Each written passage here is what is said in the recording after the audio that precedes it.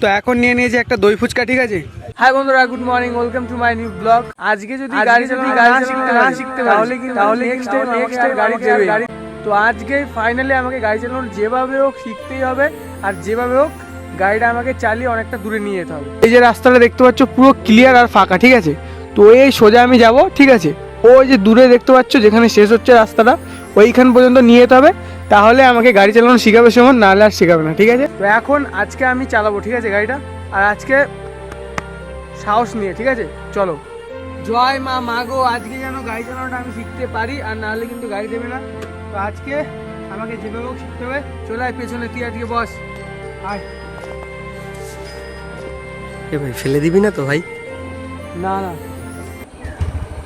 তো চলো যাওয়া যাক।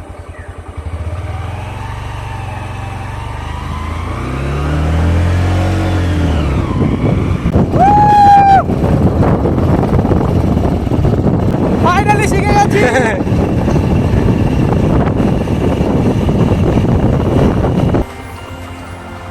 শিখে গেছি। তো ফাইনালি কিন্তু আমি পুরো শিখে গেছি। এবার তো ভাই চালাতে দিতেই হবে। ঠিক আছে, এবার ভাই আমি সাবধানে। এবার কি বলো তো, মানে একটু টার্নিং এ আমার অসুবিধা হচ্ছে, মানে আমি টার্নিং এ পাচ্ছি না, ঠিক আছে। ওটাও সোজা মানে পাচ্ছি আমি একটু। আর গিয়ার আগে পেছনে মানে কমানো বাড়ানো এগুলো অতটা জানি না, এখনো শিখতে হবে এগুলো।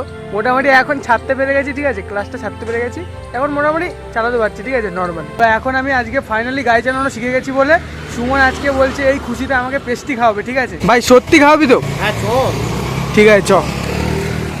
তো ফাইনালি নিয়ে চলে এসছে। কোনটা আমার? দুটোই তো। দুটোই? হ্যাঁ দুটোই তো। না ভাই, তাহলে ভাগ করে খাবো দুজন, ঠিক আছে। রেড ভেলভেটের একটা পেস্টি নিয়ে এসছে, আর এটা চিকেন 65। তো চলো দুটো খাওয়া যাক। আমি ভাই এটা খাবো, ঠিক আছে, রেড ভেলভেটের কেকটা আমি খাই, পেস্টিটা। তো পেস্টি খাওয়ার পরে, ঠিক আছে, আমি আবার এই ডাব মালাইটা সুমনকে খাওয়াচ্ছি, ঠিক আছে। খুশি হয়ে ও আমাকে খাওয়ালো, তাই আমি খাওয়াবো না, তার জন্য আমি একটা ডাব মালাই নিয়েছি। রে ভাই, এটা তোর জন্য। Thank you. ট্রাই করি তাহলে। ভাই কি শক্ত তো, পুরো জমে গেছে তো, ফ্রিজিং রয়েছে না। চলো একটা বাইট খাচ্ছি, ঠিক আছে। কেমন? দারুণ। পেস্টি খাওয়া হয়ে গেছে, আর এখন আমরা চলে এসেছি জল সাপ্লাই করতে।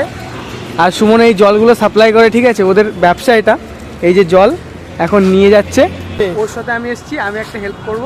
এখন আমি একটা কাঁধে করে নিয়ে যাবো, ঠিক আছে। চলো জলটা দিয়ে দিই। নেওয়া হয়ে গেছে, চলো দিয়ে আসি জলটা। আমি কিন্তু এর আগে অনেক নিয়েছি, ঠিক আছে। আর এরকম করে আমি তো সুরাটে কাজ করি, তো সেইখানে এরকম সিঁড়িতে মানে 4 তলায় জল তুলতে হয়, ঠিক আছে। আমার সেরকম কিছু মনেই হয় না। তো চলো জলটা দিয়ে দিই। জল দেওয়া এখন কমপ্লিট হয়ে গেছে। আর প্রীতম আমাকে ফোন করেছে, বলছে যে আমি কাজে যাইনি, তো তুই আয়। তো এখনও সীমান্ত স্টেশনে আছে, এখন দুজন মিলে যাব সীমান্ত স্টেশনে, ঠিক আছে, চলো। এই যে ভাই আজকে কাজে যায়নি, ঠিক আছে, এদিকে ঘোরাঘুরি করছে। গার্লফ্রেন্ড নিয়ে গেছিলো মনে হয় ঘুরতে। গার্লফ্রেন্ড নিয়ে গেছিলি নাকি ভাই? তো এখন 3 জন মিলে চলে এসেছি সেন্ট্রাল পার্কে। পার্কটা অনেকটা বড়, চলো এটার ভিতরে ঘুরে ঘুরে দেখি কি কি আছে। এখানে আমি এই ফার্স্ট টাইম এলাম, ঠিক আছে। এতদিন ধরে এখানে থাকি, কিন্তু এই প্রথমবার এই সেন্ট্রাল পার্কে এলাম। দেখো পার্কটা অনেকটাই বড়, চলো ঘুরে দেখি এখানে কি কি আছে। এই যে আমাদের চলে গেছে 2জন সিঙ্গার, এ হচ্ছে 2টো সিঙ্গার আমাদের। মঞ্চে কি করছিস ভাই তোরা উঠে?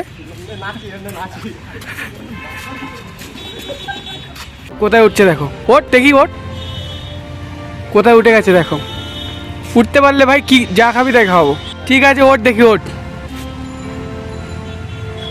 সুমন এখন উঠছে আমাদের হিমালয় পর্বতে উঠছে সুমন। হিমালয় উঠতে পারলো না, ঠিক আছে দেখাও। ওকে। ওরে বাবা, ওরে বাবা। সুমন হিমালয় পর্বতে উঠেছিল, ঠিক আছে, এখন পুরো ক্লান্ত হয়ে গেছে, তাই বাবুর মতো এখন শুয়ে আছে। তো এখন আমরা পার্ক থেকে বেরিয়ে গেছি, আর এখন আমরা যাচ্ছি গঙ্গায়, চলো।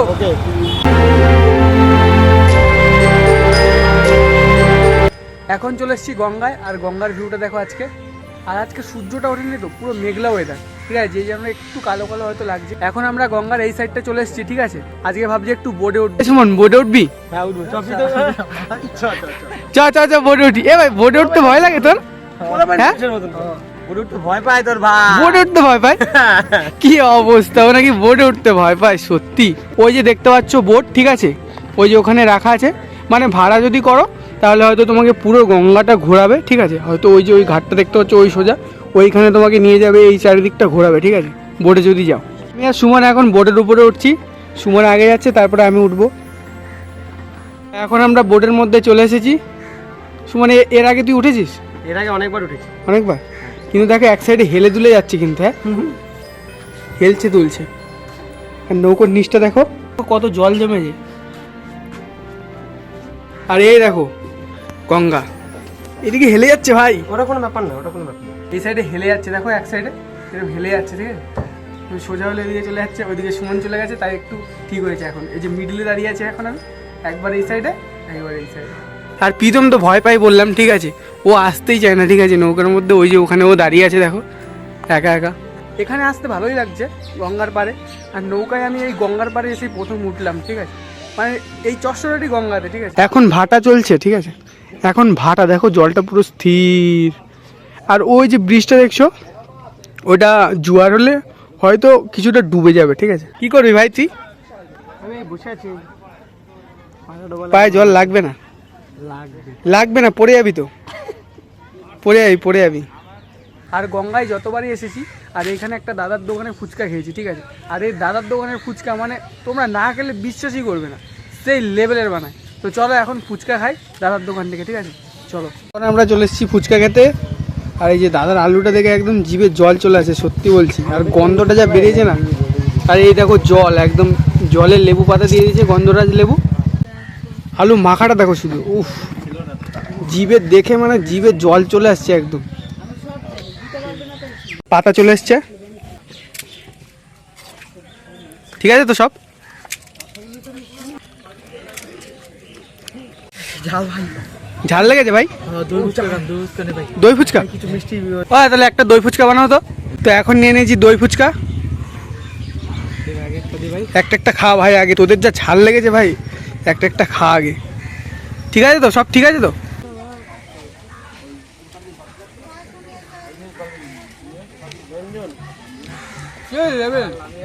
এখন আমি বাড়িতে চলে এসেছি, আর আমার ভাগনা যে কিভাবে নাচ করছে তোমরা না দেখলে বিশ্বাস করবে না, আর হাসতে হাসতে মরে যাবে।